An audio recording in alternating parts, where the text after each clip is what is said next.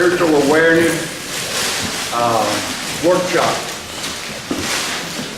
My name's John Coleman, and I'm an ex-problem drinker and an ex-problem drug addict. Y'all understand all that, don't you? But what I try to do today is I try to be an agent of God.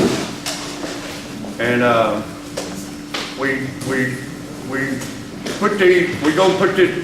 we're gonna put this on YouTube. And the name of our YouTube channel is Living Branches.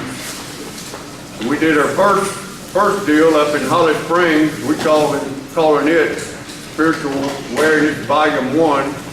We did one in Pontotoc on Tuesday night, and it's Spiritual Awareness Volume 2. And tonight is in Columbus, Mississippi, Spiritual Awareness number 3. So y'all I just want to ask everybody to be considerate and not go in front of me and the camera, okay? Can we do that? Because it creates a problem for Brother Lawrence. Anyway, I'd like to open our session with a moment of silence, followed by a serenity prayer.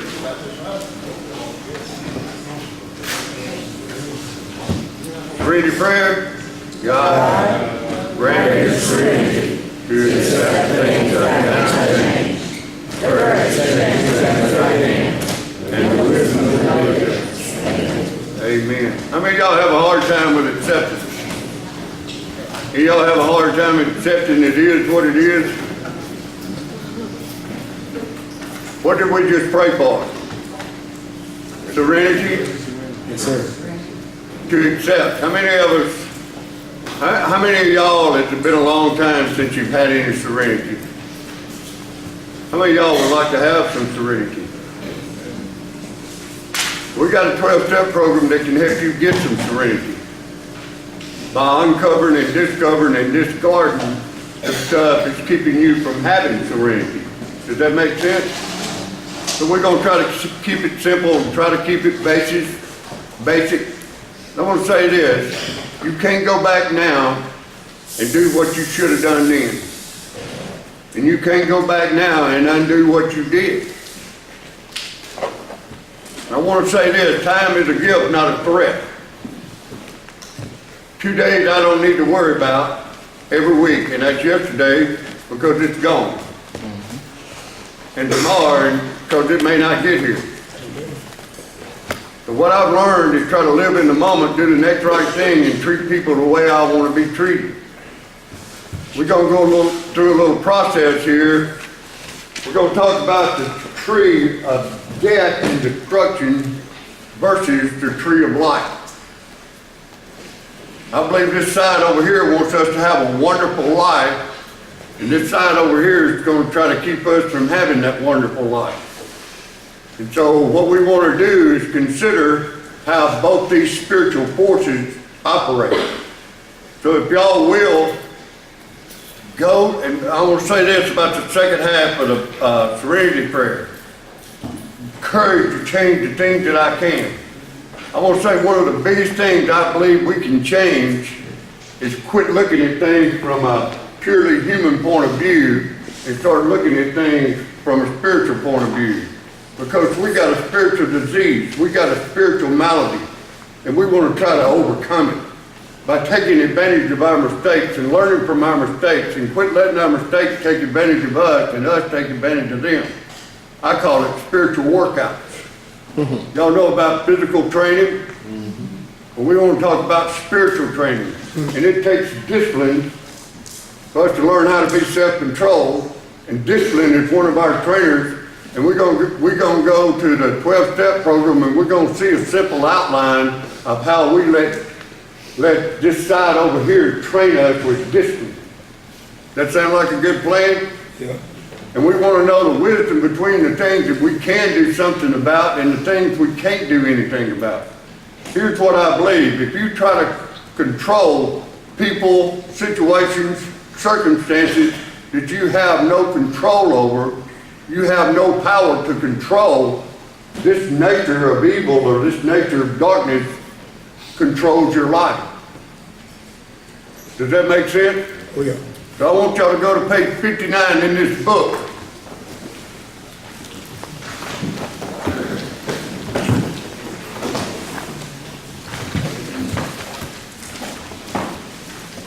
Page 59, I want you to look at step 5. Look at step 5 on page 59. I'm going to read it just a tad different than the way we read it in a lot of our rooms, because I want y'all to be able to see what I saw one day, what this step really says. What it says is admit it to God, to ourselves, and to another human being, the exact nature. Let me say it again. Sometimes you don't hear it till you hear it, and you don't see it till you see it. Admit it to God, to yourself, and to another human being, the exact nature. Well, if it's the nature of our wrongs, then it's not the nature of good, and it's not the nature of life. So let's keep it simple. Can we do that? We have to develop some spiritual lives if you want to overcome a spiritual malady or a spiritual disease.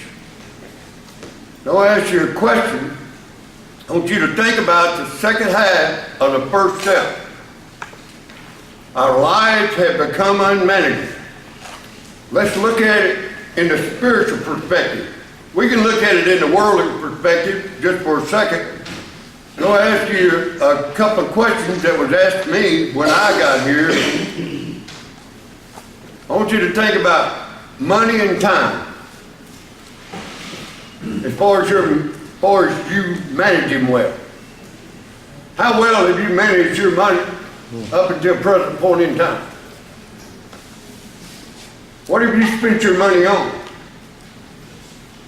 Who'd you spend your money with? What did you spend your money doing? This is not a beat up session, y'all. This is a reviewing, reflecting session, okay? I'll tell y'all just a little bit about me before we go any further. My dream was to be a coach. I love sports. Now I get to be a spiritual coach. I've been going to jail since 1996. I've been going to treatment centers since 97. And I've been going to prison since 1999. And it's the love of my life. Going, doing, showing. And trying to give some people some insight about how we've been letting this side over here, the nature of darkness, outsmart us. So I just wanted to say that. And I want you to think about this. Our lives have become unmanageable. When did our lives begin to be unmanageable? I'm going to ask you a question. Power of expectation. How much damage does human anger cause? How many of y'all been letting the nature of evil or the nature of darkness in the spiritual realm manage your life because you stay mad all the time? Or maybe you let the sun go down on your anger one day at a time. Y'all remember the concept? Maybe we let the sun go down on our anger, and what happens in reality, I'm going to talk about this tree over here, the tree of death and destruction to start with. Selfishness and self-centeredness, that we think is the root of our trouble. Y'all remember that? I believe the taproot is pride, with the big I, ego, and hatred toward our fellow man, or maybe we just hate ourselves. I've heard it in the room so many times. So what happens is, something happens that we don't expect,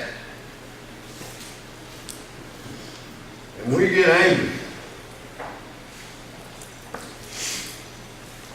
Or we don't get something that we expect, and we get angry. And what happens is, this side over here, just a foothold to us.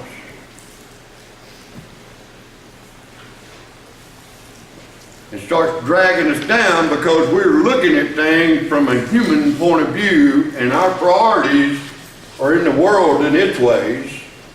Our ambitions are in the world and its ways, if you was anything like me. Our goals, our values, our motives, and our desires.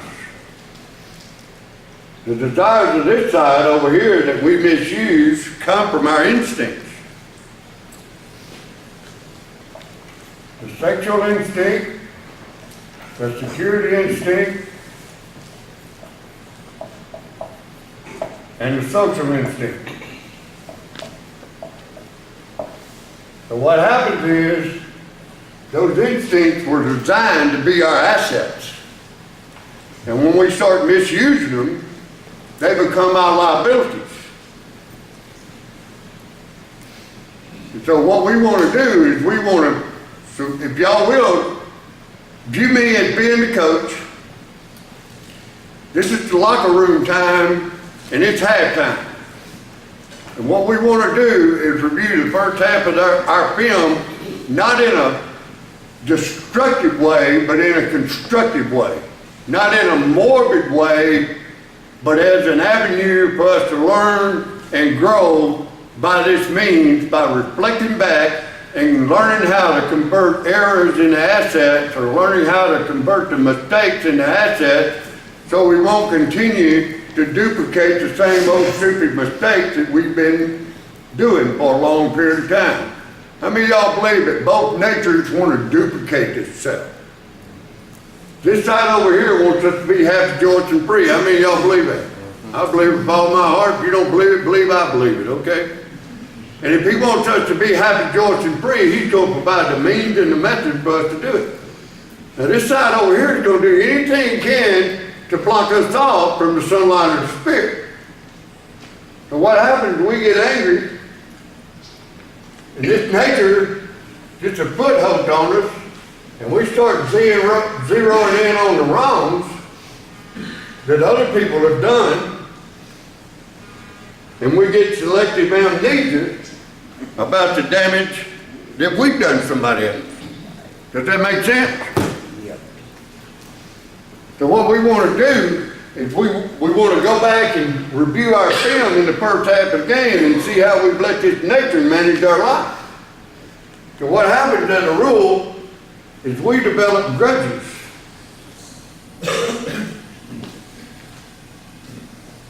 You know what a grudge does in the spiritual realm?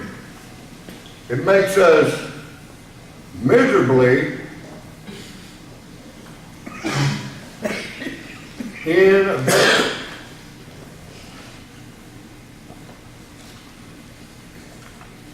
How many of y'all believe that? Can y'all see that?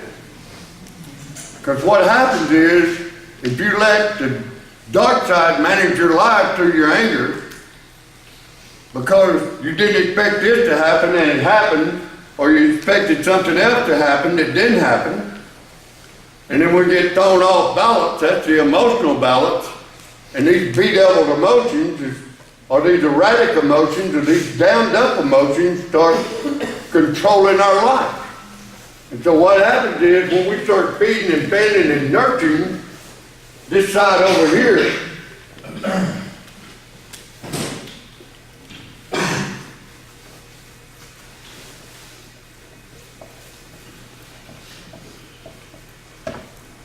we don't even know it, or I didn't know it. I was unaware of the fact that I was feeding my mind poison because I was looking at it from a human point of view instead of a spiritual point of view. And then I developed some deep, deep resentment.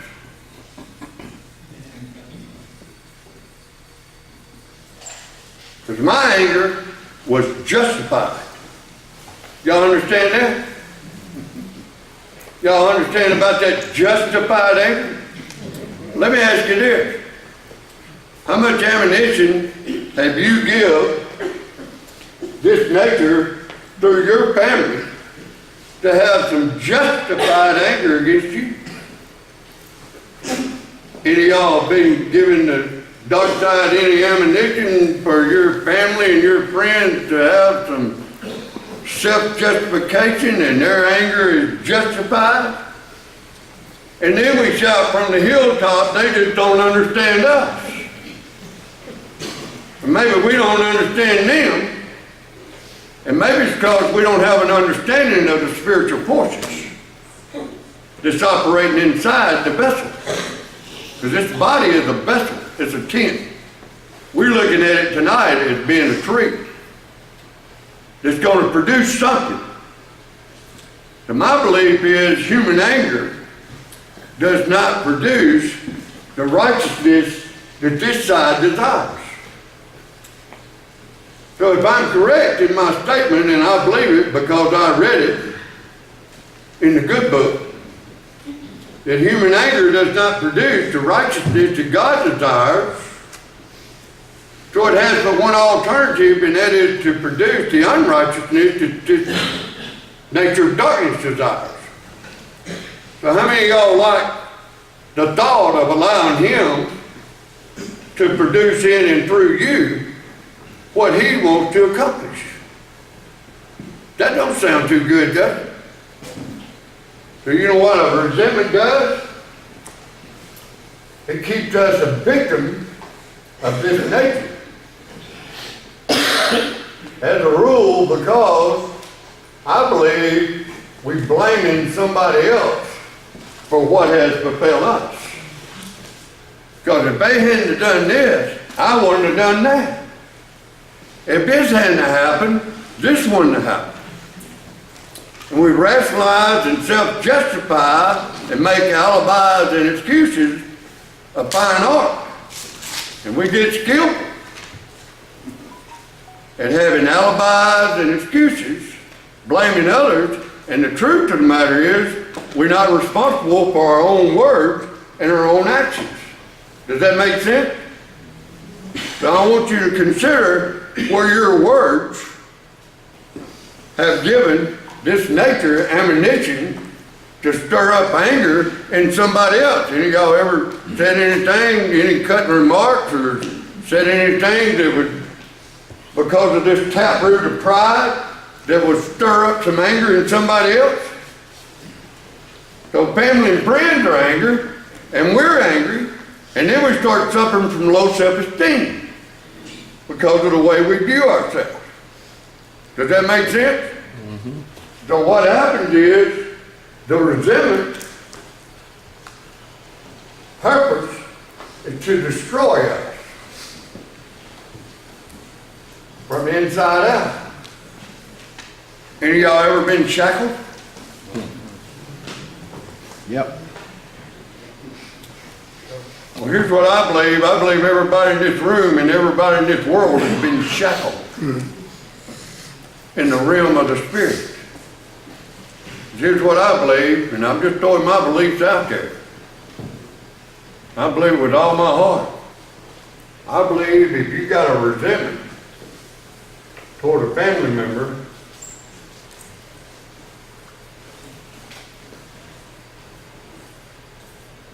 this nature's got you shackled.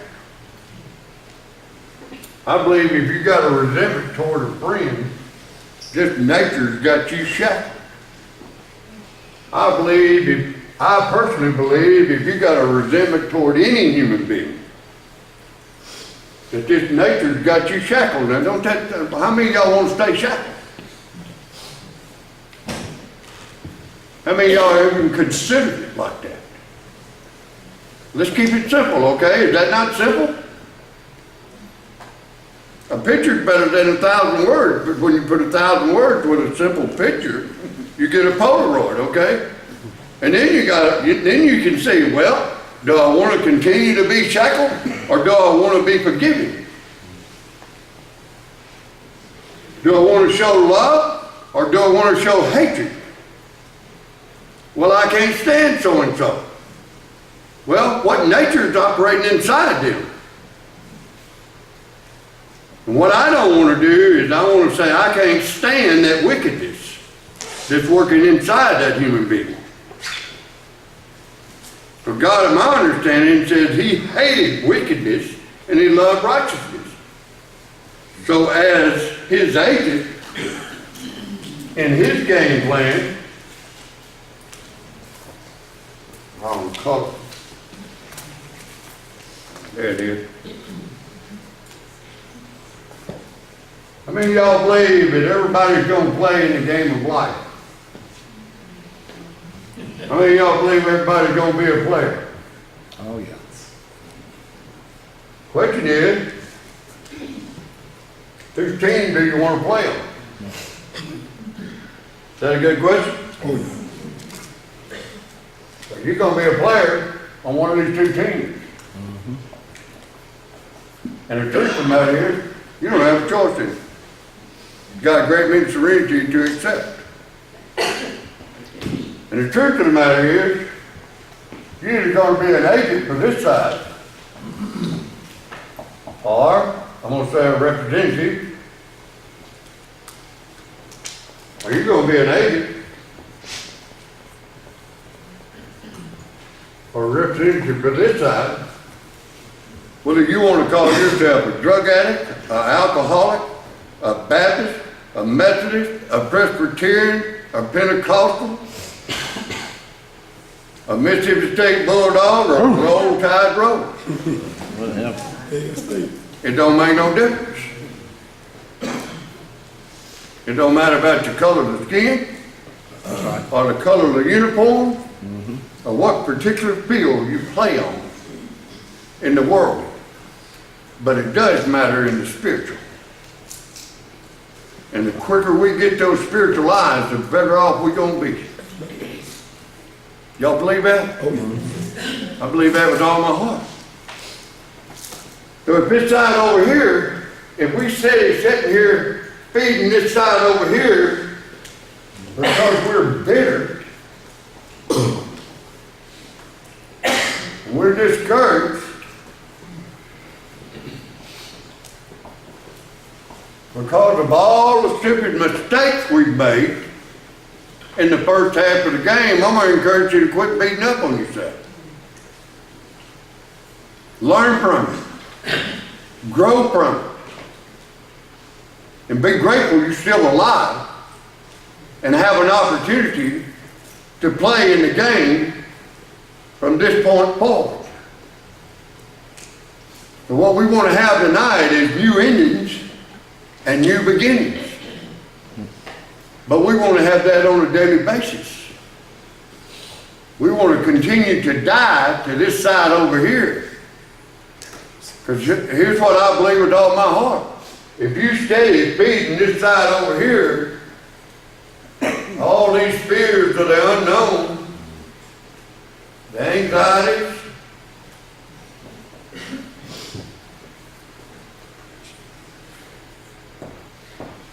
frustration,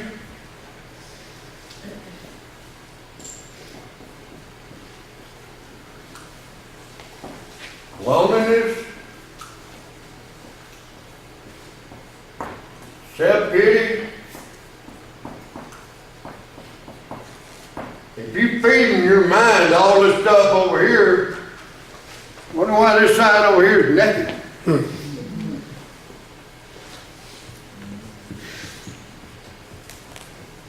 So if you're feeding this side, you got to be starving this side, don't you? Oh, yeah.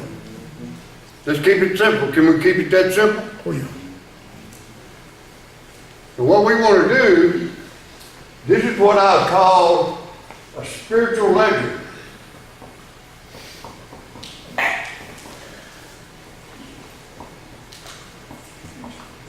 Let's just call them debits. Y'all know about debits and credits? Oh, yeah. So we'll start learning on a daily basis how to reduce this side over here, which is selfish and self-centeredness. And we'll start learning on a daily basis to start being love, let love be the bottom line.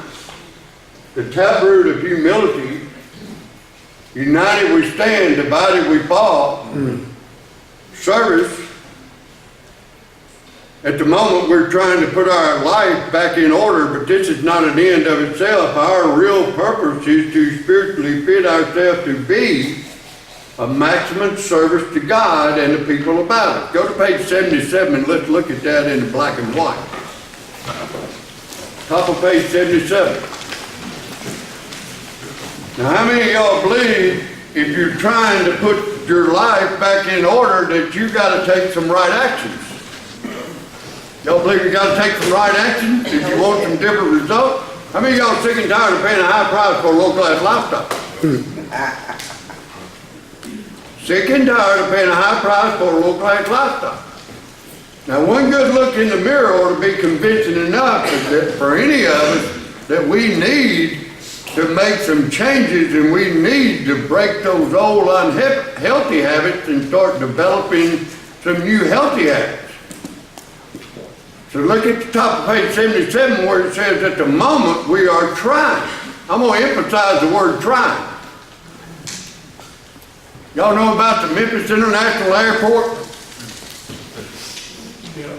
Now if you want some different results, you got to take some different actions. If you want something different, you got to do something different. But if you're unwilling to put forth some effort into you turning your life around, it's like waiting up at the Memphis International Airport waiting on a ship to come in. It ain't gonna happen. Did y'all hear all that? You got it? Because there's no water, so there's no way a ship's gonna come in unless it rolls in on wheels, okay? And I can tell you this, if resentments are docked in your house, happiness is going to dock somewhere else. Does that make sense?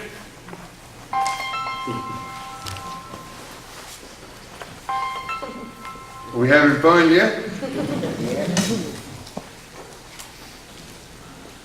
Go back to the top of page 77. At the moment, we're trying to put our lives back in order, but this is not an end of itself. Our real purpose is to spiritually fit ourselves. This is where the spiritual discipline kicks in. To be a maximum service to God and the people about us, which is the people within our circle of influence, which in simplicity means we are going to try to set a good example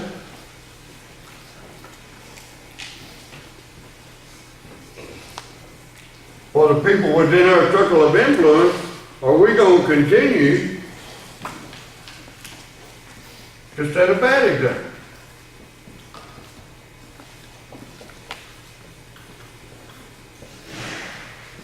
And sometimes throughout the course of the day, we're going to fall short of setting a good example. Y'all agree? So we're going to set some bad examples from time to time, especially when new events or people come our way and throw us off balance and tempt us to make mistakes. Y'all agree with that? Oh, yeah. So let's go to page 117 and let's look at the second paragraph and let's talk about our faith and our sincerity. Security comes from quality faith. The question is, what or who do you put your faith in? Where it says in that second paragraph, let's read it like this. My faith, my sincerity. You look at it real personal, okay? Y'all see where I'm at? Where it says the faith and sincerity, y'all see where I'm at? My faith, my sincerity will be put to the test. How many of y'all believe that's reality? Yeah. Your commitment, your sincerity, your faith is going to be tested. So God grant me the serenity to accept the things I cannot change. Look at the next statement. These spiritual workouts should be regarded, that's how I look at it, as part of my education, for thus I will be learning to live. How many of y'all want to learn to live and let live? Reality is you will make mistakes. But if you're in earnest, those mistakes will not drag you down. So let's claim it right now. Y'all hear me? Now we've made enough mistakes to do us many multiple lifetimes. But what we're gonna do from this point on is we're gonna start capitalizing on our mistakes. Y'all with me? Oh, yeah. Because we want to play, we want to be a mature player. We're tired of being an immature player. We're tired of being undisciplined. We're tired of this side tossing us to and fro. Y'all understand what I'm talking about? Go back to the book with me. These spiritual workouts should be regarded as part of our education, but thus we will be learning to live. We will make mistakes, but if you're in earnest, those mistakes will not drag you down. Y'all hear that? Instead of letting them drag us down, we're going to capitalize on the mistakes, knowing that a better way of life will emerge when the mistakes are overcome. How many of y'all believe that this side over here can help us overcome all those mistakes? That's right. Well, what happens is, flip over to page 124.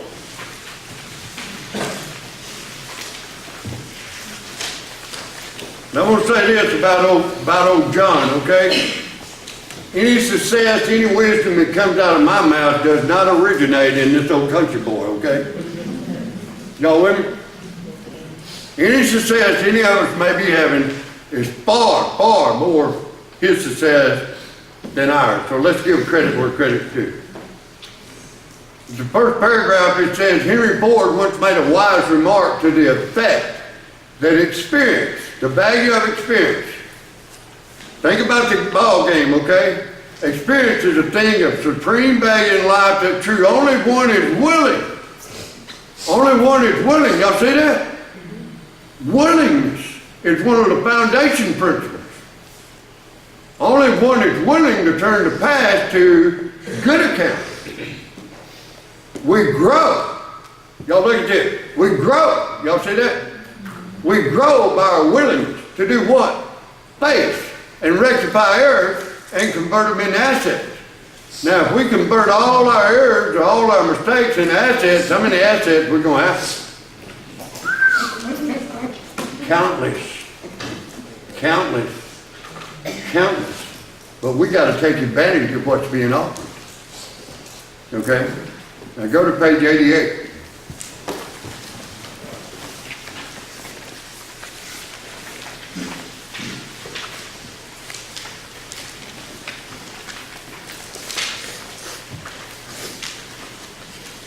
Look at that little short paragraph where it says it works. Y'all see that? Let me tell you what that it is. It is discipline. Y'all see that? It works, it really does. And the next statement is, we are undisciplined. How many of y'all believe we got a problem being disciplined? No. Okay? How many of y'all believe coaches believe in discipline? An undisciplined ball player is not going to play on the team very long, is he? Because it'll ruin the rest of the players. Because they'll start following his attitude, his example, and you can't let one bad apple spoil the whole bunch. Let's go back to the literature. We are undisciplined, so we let God. You know what that is? That's a choice. Discipline us in a simple way we've just outlined. So they just outlined a simple way so we can let discipline train us.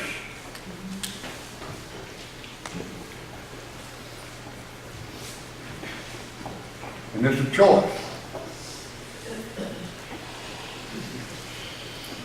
So I believe so many people keep repeating treatment center after treatment center after treatment center because they don't do what we fixing to read. Y'all understand what I'm saying? So I'm going to say this.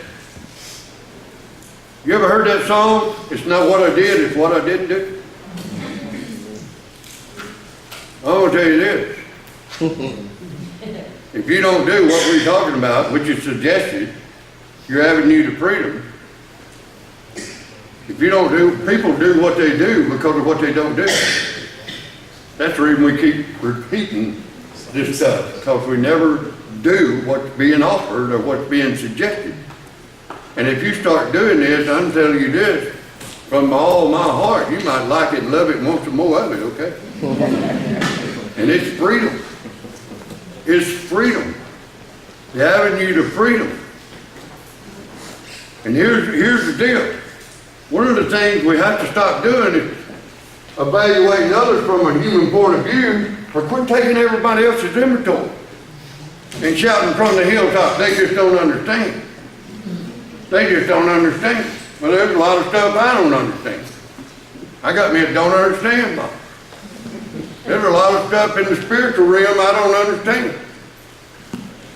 And if I understand there's a lot of stuff that I don't understand, and you understand there's a lot of stuff that you don't understand, and understand there's a lot of stuff I don't understand, we can have an understanding that we just don't understand. You got it? Oh, yeah. That's simple, but it's deep. And so when you enter the world of the Spirit, the next function is to grow in understanding and effectiveness. So what we're doing is we're trying to grow in understanding and effectiveness of how this side operates versus how this side operates. And I want to say this, your mind is like a garden, and your thoughts are the seeds. Now you can plant flowers, but them weeds are going to crop up in your garden. Y'all believe that? Oh, yeah. So if we don't expose them to the sunlight, or go out there and pick them up by the roots, right when they sprout up, it's real easy to go out there and just pull them up and expose them. But if you don't expose them, they're going to take over your garden. So if you don't like the fruits you've been growing, you got to change the seeds you've been sowing, which is your thoughts. In other words, what you want to do is start having love and joy and peace, Happiness. patience, happiness.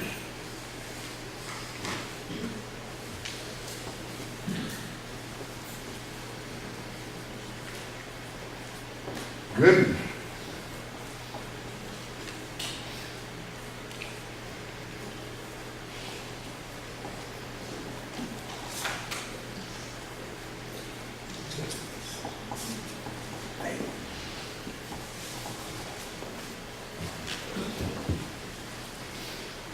You know how you do it?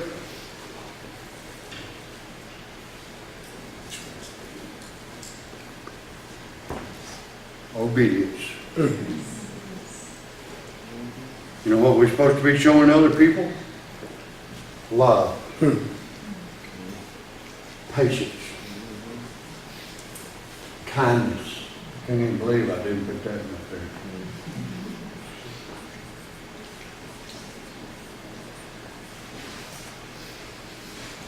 How many of y'all want to be shown mercy? How many of y'all want to be shown some tolerance? I call it, blessed are the flexible, for they shall not be bent out of shape. In other words, we have to give a little and take a little. Y'all got it? At the very top of it, but for the grace of God. Amen. When I go to the prisons and I sit there and watch those prisoners, I just try to get a visual of what's going on in their mind. I try to walk in their shoes to the best of my ability. I wonder what's going on in their mind and them thinking about their family members back home. What they doing, what they not doing. Thinking about being in a little old building around a wire cage in the worldly for the rest of their life, but they can get free on the inside. You know, think about the family members of the people that people like us hurt. And how much ammunition and how much damage human anger does.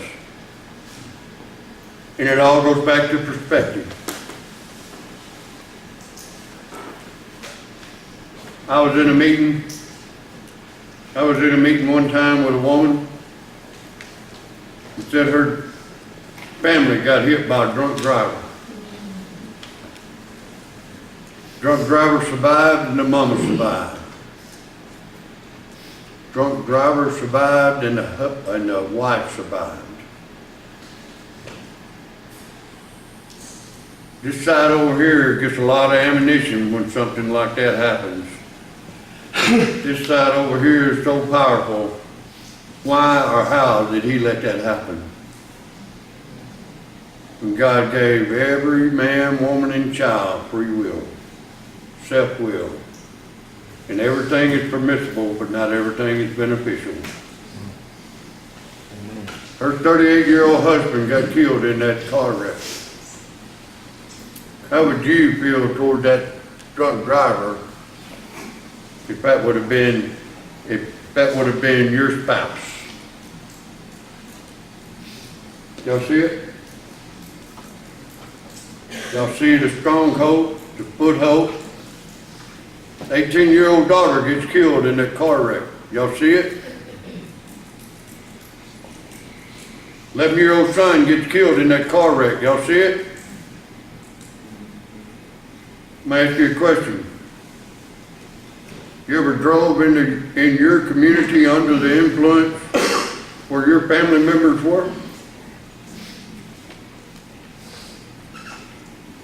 Could it have been you? Could it have been me?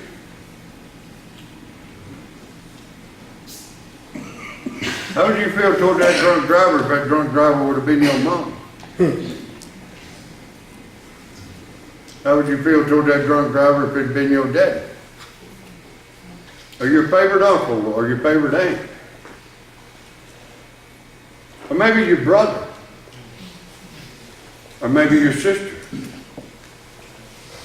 Or maybe your spouse? Or maybe your son? Or maybe your daughter? Be a different ball game, wouldn't it? But it's the same playing field. And it's the same natures. Y'all see it? Oh, yeah. You'd look at it from an entirely different angle, wouldn't you? You're going to show kindness and mercy and grace and love and tolerance and the list goes on.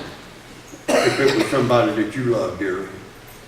But if it was somebody you didn't know, but I can tell you this, it was somebody's son, and it was somebody's daddy, and it was somebody's brother that gave in to these natural desires and started drinking somewhere down the road.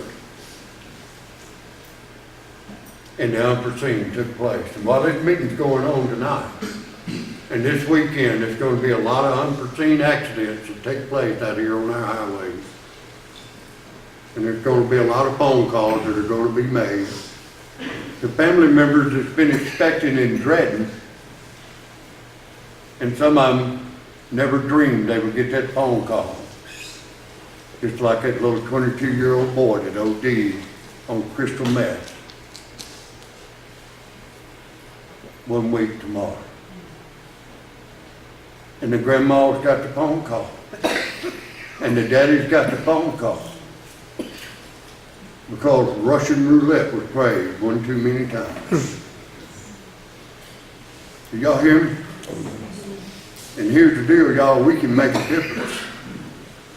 And we want to make a difference. I want to make a difference in the positive side because I've been to those funerals. I've been to a bunch of them. And the truth of the matter is, you're going to make a difference in a positive way, or you're going to make a difference in a negative way, and you have no choice in making a difference. But you're going to make a difference. So make up your mind whose team you want to play on, and see if you want to learn how to be disciplined. And quit taking everybody else's inventory in a perverted way. Start taking your own. Now let's look at the simple outline. Back up to page 84. How we looking, Steve? It's up to you. Is it here? Yeah. All right, I think this would be a perfect time for us to take a break. We're going to eat a little bit, and we'll come back, and we'll do The second half. God,